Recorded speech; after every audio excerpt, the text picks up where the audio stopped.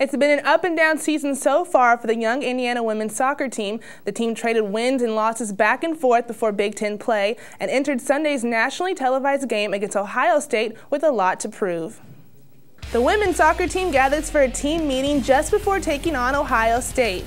Early in the first half, a corner kick for the Hoosiers, knocked out by Ohio State, but Indiana gets it back and freshman Devin Beach takes a shot on goal, but it's denied by the Buckeyes goalie. The game still remains 0-0. Still early in the first half, Ohio State's defense cannot catch IU's Liz Holby, but their goalie can. Lauren Robertson denies the Hoosiers the goal. She had 4 saves for the Buckeyes during the game. And we go into the half still a scoreless game between dominating Big Ten teams. Late in the second half, still 0-0, Ohio State trying to get the first goal of the game, and they did it, and Courtney Jenkins gets the goal for the Buckeyes, and they defeat the Hoosiers 1-0. And now we welcome in Kristen Carroll, who was at the game on Sunday. Now, Kristen, this past weekend you were at the second of the 2 unusual Big Ten losses to the women's soccer team. What do you think were some of the contributing factors to the loss against Ohio State? Well, Nicole, there wasn't that much the Hoosiers did wrong necessarily. They outshot the Buckeyes 12-8, and 6 of those shots were in the first 17 minutes of play. They also led in corner kicks 6-2, and 5 of those were in the first half, so they were very explosive when they came out to play.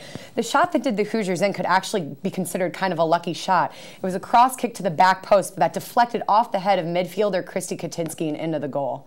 Now, was there anything in particular that the Hoosiers did well?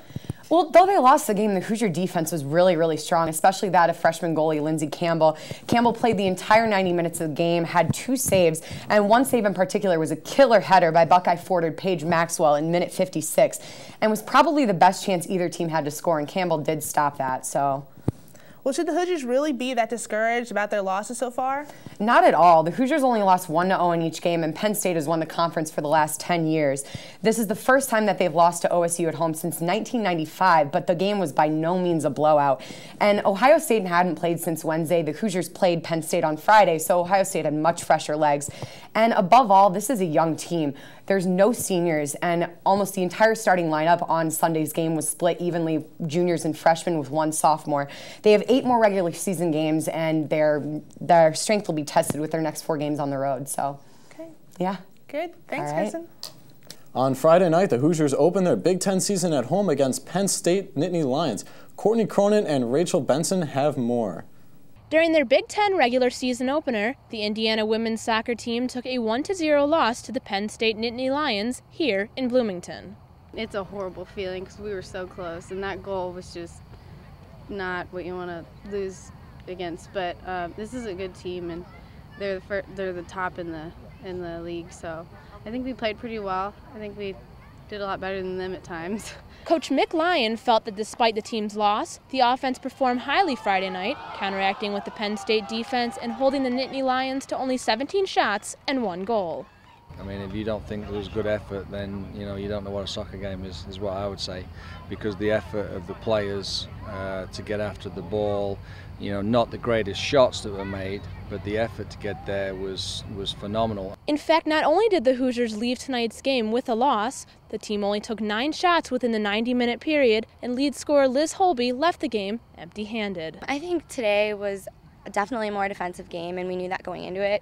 So I think we were looking for just chances for counterattacks or, something in over the top. And even though we didn't get a goal or, we had chances and we worked really hard to, get the ball up to us. So I don't think it was, as much of a disappointment, for up front, but we played so well in the back to defend them that it worked out really well. At Bill Armstrong Stadium, I'm Courtney Cronin, Hoosier Sports Night.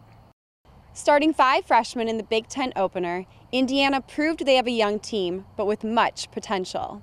It seems like every day is a learning day. Though there are many disadvantages to having such a young team, Coach Lyon makes it apparent that it can only go up from here. They come into it with no fears, and we don't give them any fears, nothing to worry about, and so they come here, almost with like a plain slate, and it just gets painted a little bit tonight. Lindsey Campbell and the other freshmen on the team get to interact with each other on and off the field. It's really nice because we all get along really well. If we have problems, we just go to each other. We're all in the dorms together, so we're getting really close. At Bill Armstrong Stadium, I'm Rachel Benson, Hoosier Sports Night. After a disappointing start to the season, the Indiana men's soccer team worked their way back up to number 10 in the rankings with a sweep on their West Coast road trip.